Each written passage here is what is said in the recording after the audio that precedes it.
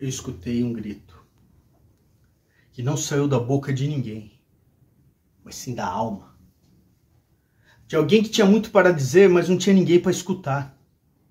Porque depressão é frescura, isso aí, falta de trabalhar.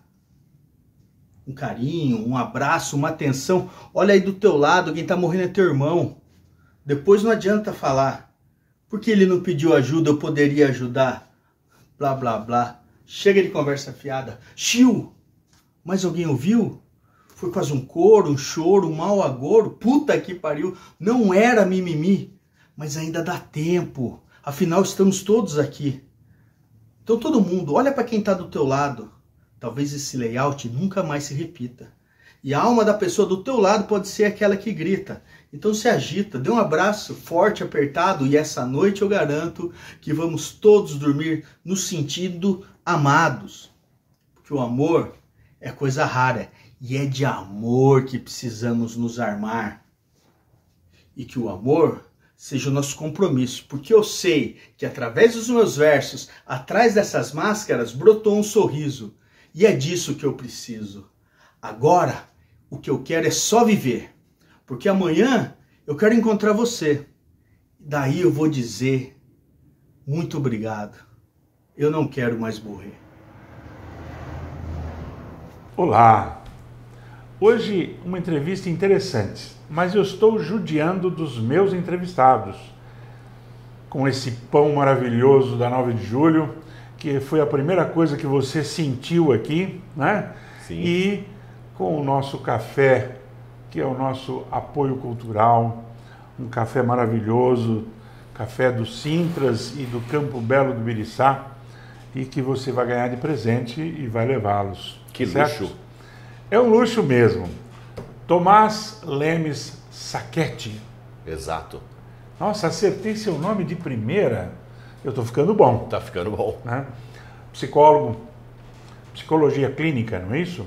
Psicólogo clínico há 22 anos e neuropsicólogo, também atuando na avaliação neuropsicológica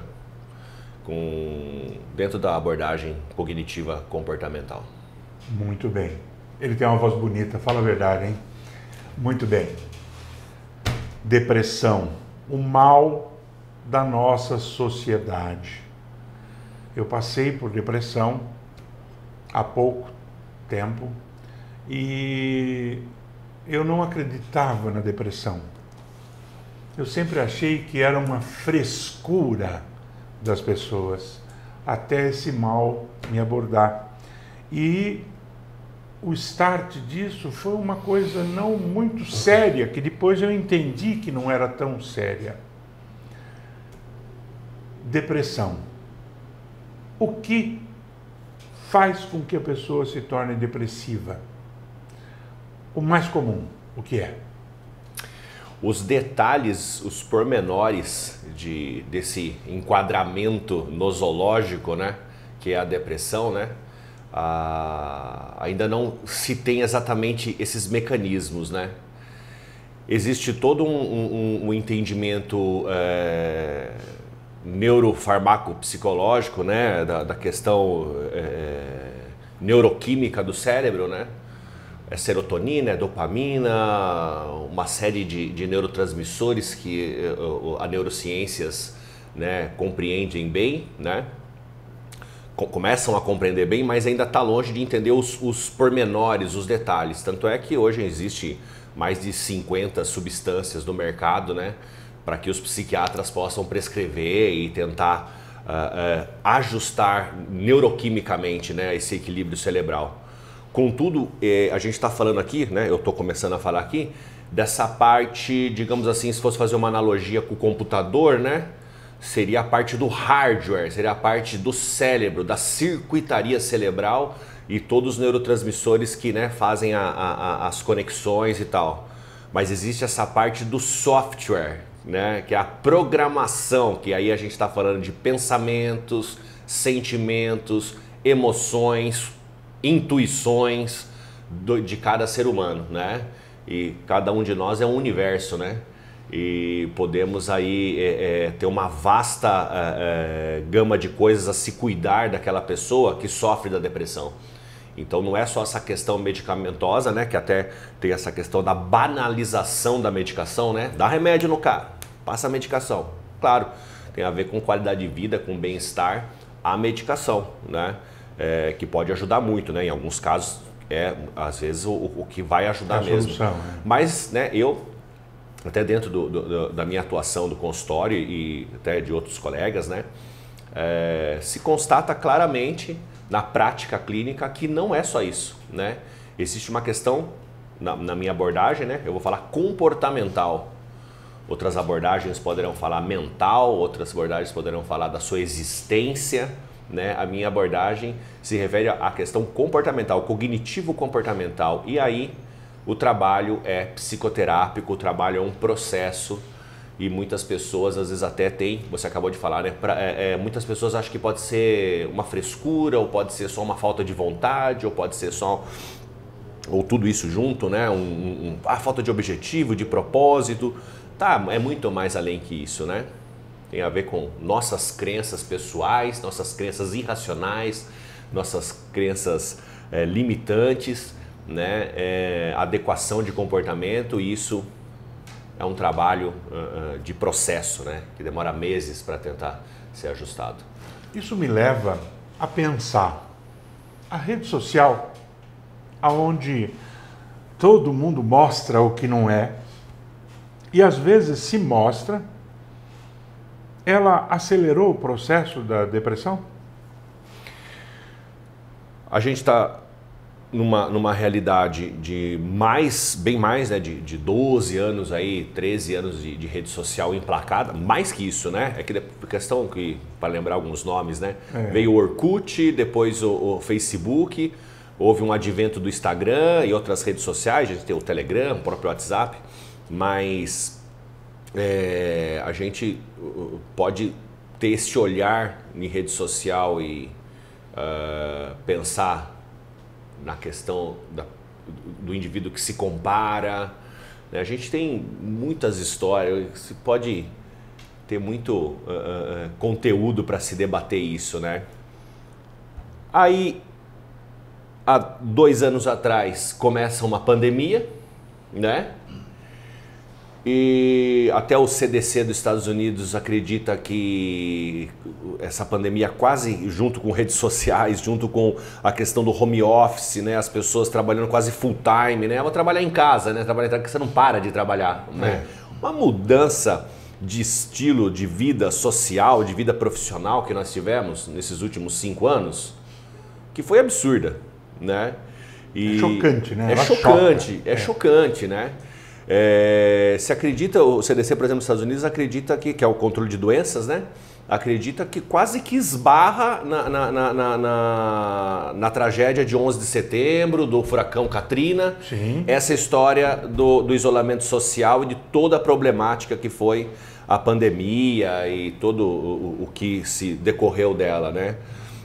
É traumatizante, né? A gente pode considerar até que esse fenômeno é uma síndrome pós-traumática. Há de se considerar isso. Né? Na rede social, normalmente eu participo muito ativamente, nosso programa é pela rede social, e eu vejo as pessoas agredindo de uma forma estúpida as outras, sem pensar em quem está lendo, não é isso? E aí esse fenômeno começou a aparecer mais fortemente nesse período, não é isso? Exatamente, né? O uso da rede foi cada vez mais intenso e frequente, né? E a gente tem essa condição que é um mundo virtual, né? É um novo mundo. Já é claro, né, para muitas pessoas que fazem essa reflexão de pensar assim, pessoalmente a pessoa não se comporta e não fala disso, não defende essa ideia. Por quê? Porque ela não está ali presente, né? E pode observar que as pessoas pedem socorro nas redes sociais. Algumas pedem socorro. Eu observo muito, eu sou um observador, pedem socorro na rede social, exatamente pedindo que alguém possa ajudá-la. E eu recebo, às vezes, bastante conversa no inbox, as pessoas pedindo socorro efetivamente, né? Tem os abusados também. A psicologia, ela progrediu nesse período para combater esse processo? Isso é uma outra pergunta interessantíssima, né? Porque tem uma outra...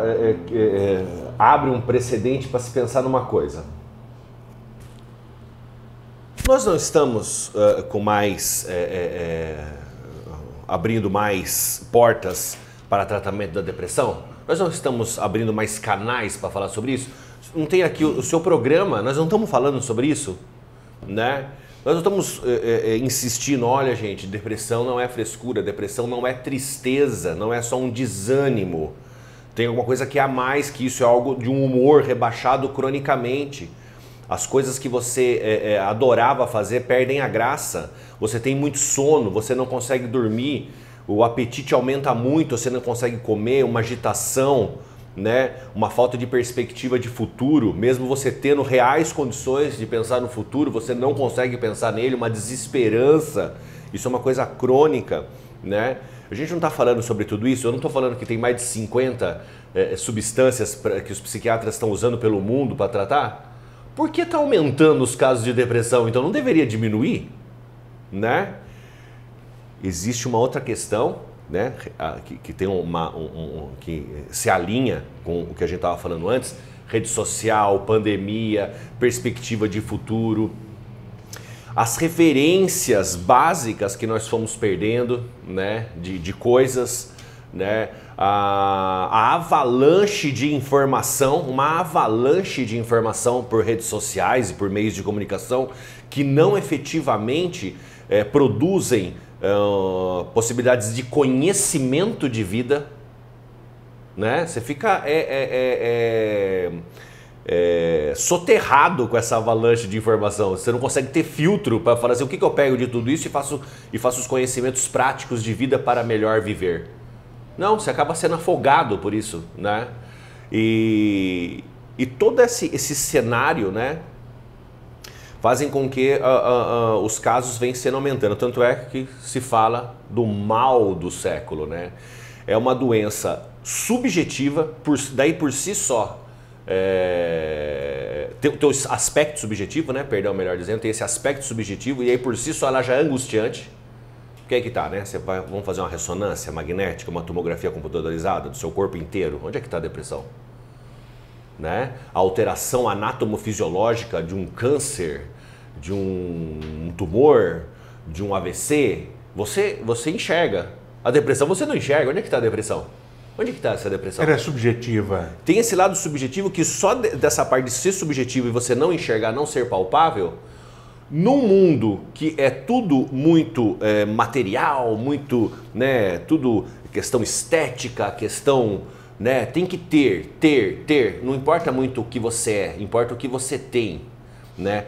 E aí tudo isso abre um cenário, um precedente enorme para que doenças como depressão, transtornos de ansiedade também, transtornos obsessivos compulsivos, transtornos fóbicos ansiosos, né? O mais conhecido deles são a síndrome do pânico, né? Mas tem outros também que não matam a pessoa, né? Mas alejam comportamentalmente.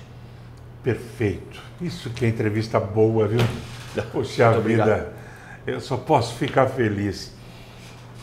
Tomás, você vai voltar para fazer uma nova entrevista. Com certeza, você é da casa. Obrigado. Tá certo? Olhando para aquela câmera, passe uma mensagem para as pessoas que estão depressivas e que busquem o caminho correto. Depressão é algo muito sério. Existem formas de tratamento. Como eu falei já no início dessa entrevista, os pormenores, os detalhes, ainda não se tem total domínio, mas se conhece bem esse processo. O profissional da área da psiquiatria, que é o médico, na questão da conduta, não só medicamentosa, mas outros cuidados clínicos, né, da prática da clínica médica, e conjuntamente o profissional da psicologia. Eu sou cognitivo comportamental, ela pode funcionar muito bem, mas pessoas, dependendo da pessoa, dependendo da interação que se tem com o profissional, pode ser de outras abordagens, sim, pode funcionar muito bem. E nós estamos aí, né, não só psicólogo e psiquiatra, mas a gente tem que pensar em arte-terapia, terapia ocupacional e mudança de estilo de vida, né? A gente está falando de mudanças, de questionar o seu estilo de vida, né? As suas crenças, como eu também já mencionei aqui. Então é possível tratar, não subestime.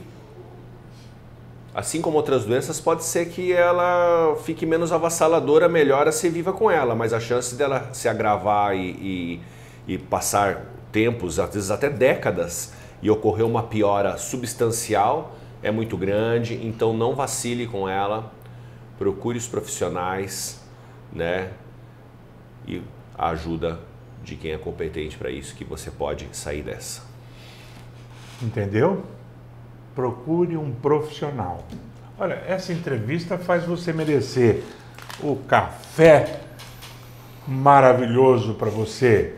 É uma delícia esse café. Da terra abençoada de Bragança Paulista. Da terra abençoada. Também você vai receber a história de 250 anos de Bragança, escrita por Antônio Sonsim. Grande Sonsim. É uma coisa maravilhosa. E o meu agradecimento. Eu que agradeço. Porque a sua entrevista, e vamos ter outras, a sua entrevista foi muito esclarecedora e espero que ajude o nosso telespectador. Até o próximo programa.